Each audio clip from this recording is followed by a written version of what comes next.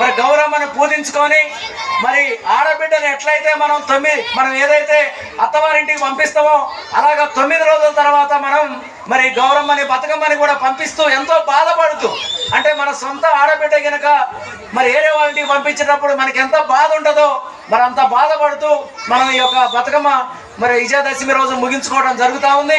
మరి ఇంత ఘనంగా నిర్వహిస్తున్నటువంటి మరి ఇక్కడ కమిటీ వారికి, ఈ గోవిందరాల బంజర గిరిజనులకు అందరికి, వారితో పాటు అందరికి కూడా హృదయపూర్వకంగా నమస్కారాలు.